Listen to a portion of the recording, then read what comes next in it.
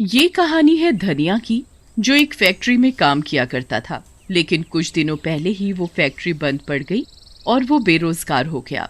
धनिया की पत्नी बहुत पहले ही गुजर गई थी। धनिया की एक 10 साल की बेटी सिया भी थी। वैसे ही उसके घर का गुजारा बहुत मुश्किल से चलता था। ऊपर से उसकी नौकरी भी चली गई तो घर चलाना और भी मुश्किल हो गया। नौकरी चले जाने की बात उसने सिया को नहीं बताई। रोज की तरह धनिया सुबह घर से निकलता नौकरी की तलाश में और शाम को नौकरी ना मिलने पर थका हारा वापस घर आ जाता। सिया, सिया, ओ सिया बेटी। अरे बाबा, आप आ गए फैक्ट्री से? पर आज भी मैं तेरे लिए रंग और पिचकारी लाना भूल गया। अरे कोई बात नहीं बाबा, कल ले आना। फैक्ट्री के सेठ ने बोला है होली पर सबको दिवाली की तरह बोनस मिलेगा। जब बोनस मिलेगा उन पैसों से मैं तुम्हारे लिए रंग, पिचकारी और ढेर सारी मिठाइयाँ लाऊंगा। सिया को पता था कि फैक्ट्री बंद होने के कारण उसके बाबा के पास अब कोई काम धंधा नहीं है। अब वो किसी की दुकान में झाड़ू लगा लिया करते हैं या पीठ पर बोझा उठाकर 2 पैसे लाकर जैसे तैसे घर चला लेते हैं। कभी कभी तो कोई काम नहीं मिलता तो खाली हाथ ही घर लौटना पड़ता है। एक दिन धनिया काम की तलाश में बाजार की तरफ जा रहा होता है। देखते देखते होली भी पास आ गई। कल होली है और मैं अभी तक अपनी बेटी के लिए रंग और पिचकारी भी नहीं ला पाया। धनिया ये सब सोचता हुआ चले जा रहा था। तभी उसकी नजर एक रंग और पिचकारी की दुकान पर गई। इस दुकान में मुझे जरूर कोई न कोई काम मिल जाएगा, तो मालिक के पैसों के बदले में अपनी बेटी के लिए रंग और पिचकारी मांग लूंगा। मालिक, कोई काम मिलेगा? कोई काम नहीं है, मैं कोई भी काम कर लूंगा मालिक। झाड़ू लगा दूं या झाड़ पोछा कर दूं दुकान में, कुछ भी। एक बार में सुनाई नहीं देता क्या? कोई काम नहीं है मालिक। मैं बहुत गरीब हूँ, मेरे पास कोई काम धंधा भी नहीं है। कल होली है और मुझे अपनी बेटी के लिए रंग और पिचकारी लेनी है। आप मुझे मेरे काम के पैसे के बदले रंग और पिचकारी दे देना। शक्ल से तो तुम चोर लगते हो। काम के बहाने कहीं चोरी करने का इरादा तो नहीं? हाँ, नहीं नहीं, बिल्कुल नहीं। आप एक बार काम देकर तो देखो। ये ऐसे नहीं मानेगा, पता नहीं कहाँ कहाँ से चले आते हैं। अरे कोई है, इसे भगाओ यहाँ से। बेकार में मेरा और ग्राहकों का टाइम खराब कर रहा है। चल चल। दुकान का मालिक धनिया को धक्का देकर दुकान से बाहर गिरा देता है और धनिया आंखों में आंसू लिए वहाँ से चला जाता है, पर उसे कहीं भी काम नहीं मिलता। जेब में पैसे नहीं है, घर में राशन खत्म होने को आया, अब कैसे घर चलेगा? मैं तो भूखा भी रह लूं, पर बेटी को मैं भूखा नहीं रख सकता। धनिया उदास मन से घर पहुंचता है। क्या बात है बाबा, चेहरा इतना उतरा हुआ क्यों है? अरे कुछ नहीं बेटा, तबीयत कुछ ठीक नहीं है, मैं जाकर सो जाता हूँ। सिया को पता था कि उसके बाबा को कुछ नहीं हुआ है, वो बिल्कुल ठीक है। जब भी उन्हें कोई काम नहीं मिलता वो भूखे सो जाते ताकि राशन एक दिन और ज्यादा चल सके। कई बार उन्होंने ऐसा किया। वो खुद भूखे रह जाते पर सिया को कभी भूखा नहीं रहने देते। अगले दिन होली थी। धनिया चुपचाप सुबह सुबह अंधेरे ही घर से काम की तलाश में निकल पड़ता है, पर सिया उसे देख लेती है। उसके जाने के बाद सिया घर में बने मंदिर के पास जाती है और बहुत रोती है। माँ, मेरी तो अपनी माँ भी नहीं, पर तू तो पूरे जगत की माँ है, तो मेरी भी माँ हुई ना। एक बेटी झोली फैलाकर अपनी माँ के सामने भीख मांगती है कि मेरे बाबा को दुख मत दो, वो बहुत दुखी है। माँ, मैं तुझसे कोई धन दौलत नहीं मांगती, पर मेरे बाबा को कोई काम दिला दो जिससे वो 2 वक्त की रोटी खा सके। कल रात भी मेरे पापा बिना खाए सो गए। अगर उन्हें कुछ हो गया तो? माँ तो पहले ही चली गई इस दुनिया से, पर मेरे बाबा, मैं अपने पापा को और दुखी नहीं देख सकती। माँ, मैं तेरे आगे हाथ जोड़कर खड़ी हूँ, विनती करती हूँ, मुझे कुछ नहीं चाहिए कभी भी, पर मेरे पापा को कोई काम दिला दे। उधर धनिया। आज होली है, हाथ बिल्कुल खाली है।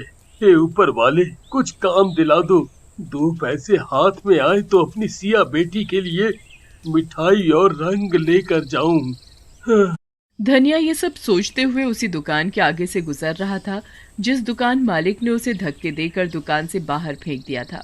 उसकी नजर फिर से दुकान में रखे रंग और पिचकारी पर जाती है। तभी दुकान का मालिक जल्दी जल्दी दुकान बंद करके कहीं जा रहा होता है। उसके हाथ में एक बैग भी था जो हड़बड़ी की वजह से वहीं दुकान के सामने गिर जाता है। धनिया उस बैग को उठाकर दुकान के मालिक को देने जाता है, पर उतने में दुकान का मालिक अपनी गाड़ी में बैठकर जा चुका होता है। धनिया बैग खोलकर देखता है। अरे बाप रे, इतने सारे पैसे! इन सारे पैसों से तो मेरी सभी समस्या हल हो सकती है। इन पैसों से मैं सिया के लिए ढेर सारे रंग और पिचकारी ले सकता हूँ। पर उसके मन में कई सवाल भी चल रहे थे। नहीं नहीं, ये ठीक नहीं होगा। पता नहीं किस काम के लिए उन्होंने ये पैसे अपने पास रखे हों। ये सोचकर धनिया उस दिशा में बैग लेकर भागा जिस दिशा में मालिक की गाड़ी गई थी। पर धनिया को तो दूर दूर तक मालिक की गाड़ी नहीं दिखी। वो वापस दुकान की तरफ गया और मालिक का वहीं इंतजार करने लगा, पर दुकान का मालिक तो वहाँ नहीं आया। फिर उसने आसपास की दुकानों से दुकान के मालिक के बारे में पता करने की कोशिश की, पर उसे कुछ पता नहीं चला। कुछ दूर जाने पर उसे दुकान के मालिक की गाड़ी दिखाई दी। अरे, ये तो दुकान के मालिक की गाड़ी है। चलो, मेरी मुसीबत तो दूर हुई। ये बैग उन्हें वापस करके बोझ हल्का करूं। वो ये सब सोच ही रहा होता है कि तभी उसकी नजर दुकान के मालिक पर पड़ती है। वो अस्पताल के सामने खड़े थे और उनके साथ एक औरत भी थी जो उसकी पत्नी थी पूजा। वो दोनों ही बहुत रो रहे थे। धनिया भागता हुआ उन दोनों के पास पहुंचा। मालिक, मालिक, आप इस बैग के लिए ही रो रहे हो ना? देखिए मालिक, आप मुझे चोर नहीं समझिएगा। मैंने ये बैग चोरी नहीं किया। आप अपनी दुकान से बहुत जल्दी में बाहर निकले तो ये बैग वहीं नीचे गिर गया था। धनिया की बातें सुनकर और उसके हाथ में बैग देखकर दुकान का मालिक चौंक गया। हम इन पैसों के लिए नहीं रो रहे। हमारा एक ही बेटा है, उसका एक्सीडेंट हो गया है। उसे बहुत चोट आई है। वो जिंदगी और मौत से जूझ रहा है। डॉक्टर ने बोला है उसका खून बहुत बह गया है। खून की जरूरत है उसे, पर हम दोनों में से उसका ब्लड ग्रुप मैच नहीं हुआ। एक आदमी बड़ी मुश्किल से खून देने को राजी तो हुआ, पर बदले में उसने बहुत सारे रुपए मांगे। ये रुपए उसी को देने के लिए थे, पर अस्पताल पहुंचकर मैंने देखा कि रुपयों से भरा बैग जो मेरे हाथों में नहीं था, बिना पैसों के वो आदमी खून देने को तैयार नहीं हुआ और यहाँ से चला गया। उन दोनों की बातें सुनकर धनिया की आंखें भर आईं। मालिक, मैं दूंगा आपके बेटे को खून। आप मेरा टेस्ट करवा लीजिए। क्या पता आपके बेटे का ब्लड ग्रुप मेरे ब्लड ग्रुप से मिल जाए। धनिया का ब्लड ग्रुप मालिक के ब्लड ग्रुप से मिल गया। उसने मालिक के बेटे को ब्लड दिया और मालिक के बेटे की तबीयत में सुधार आने लगा। तुमने मेरे बेटे की जान बचाई। तुम्हारा एहसान मैं जिंदगी भर नहीं भूल सकता, ना ही इसकी कोई कीमत दे सकता हूँ। फिर भी इस बैग में जो भी रुपए हैं वो सब तुम्हारे हैं। ये आप क्या कह रहे हैं मालिक? जान बचाने वाला तो ऊपर वाला है, मैं नहीं। मुझे ये पैसे नहीं चाहिए। अगर मैं आपसे ये पैसे ले लूंगा तो ऊपर वाले को क्या मुंह दिखाऊंगा? मुझे माफ कर दो अपनी गलती के लिए। उस दिन मैंने तुम्हें क्या क्या नहीं बोला। मैंने ही तुम्हें अपनी दुकान से चोर बोलकर निकाल दिया था, वो भी धक्के देकर। मालिक, आप मुझे शर्मिंदा ना करें। धनिया वो बैग मालिक को दे देता है और फिर धनिया वहाँ से अपने घर की ओर चला जाता है। घर पहुंचकर देखता है कि सभी बच्चे बड़े होली खेल रहे हैं, नाच रहे हैं। जैसे ही वो घर पहुंचकर सिया को आवाज लगाता है, सिया बाहर आ जाती है। पर ये क्या? धनिया देखता है कि उसके हाथों में रंग की पिचकारी है। सिया मेरी बच्ची, ये रंग पिचकारी कहाँ से आई? कौन लाया? बाबा, आज मैं बहुत खुश हूँ। मेरी माता रानी ने मेरी सुन ली। आपको नौकरी मिल गई। नौकरी? तभी घर के अंदर से वही दुकान का मालिक और उसकी पत्नी बाहर आ जाते हैं। मालिक, आप यहाँ? ये पैसे का बैग, इसके तुम हकदार हो। ले लो ये, और मैं अपनी दुकान में तुम्हें नौकरी पर रखता हूँ धनिया।